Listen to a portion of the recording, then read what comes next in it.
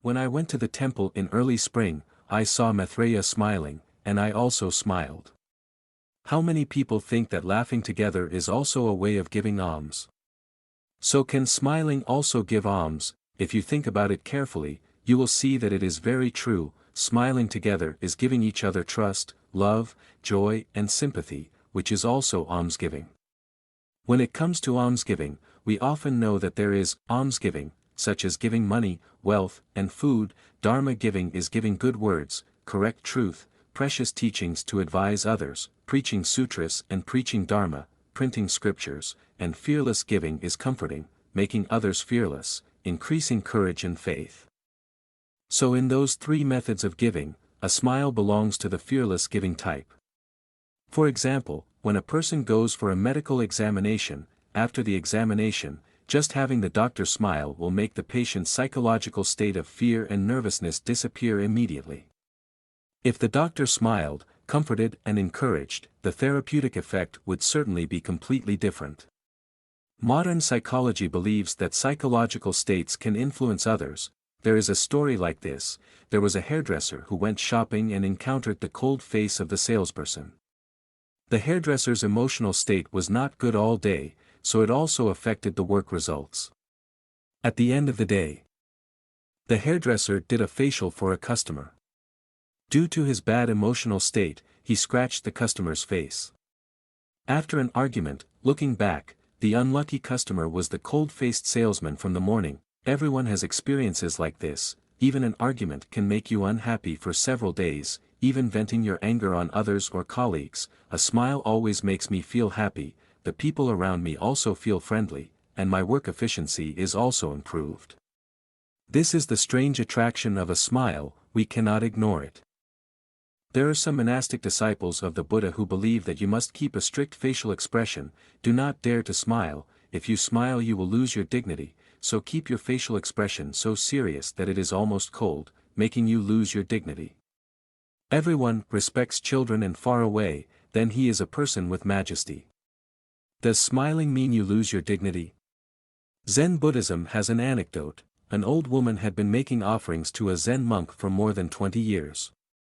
One day, the old woman intended to let a beautiful young girl come close to her to make offerings. The Zen monk was not moved and said, "Dry wood relies on cold rock, 3 winters without egg energy means, dry trees on the cold mountainside. 3 winters without a piece of love." After finding out, the old woman angrily said, "I have been making offerings for 20 years and only raised 1 monk."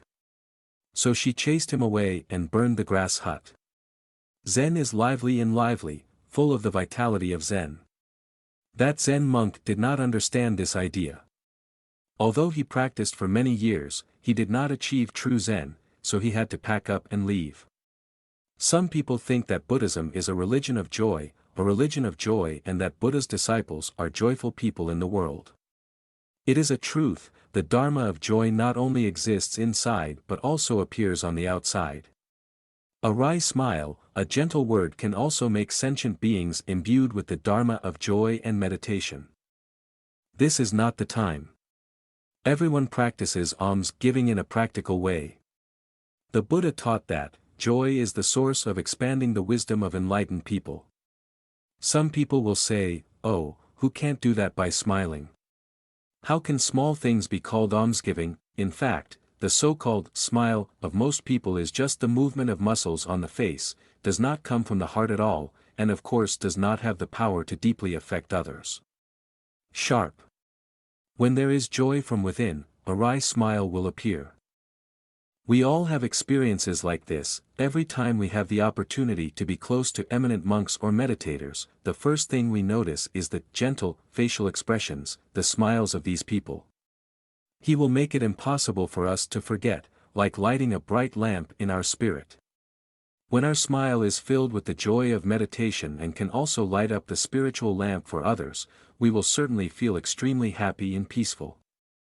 A person, anytime, anywhere, uses a sincere smile to treat everyone, to touch everyone. That is also the manifestation of Buddha nature, the beginning of enlightenment. It is the development of Bodhi mind. Especially Buddha's disciples need to use a smile. full of joy and meditation through words and actions to influence those around them, causing everyone to have a close relationship with the Dharma. Taking refuge in the three jewels, gradually entering the path of liberation, peace and happiness. We admire Bodhisattva Maitreya, not only because his face always carries a joyful smile, bringing everyone faith and peace.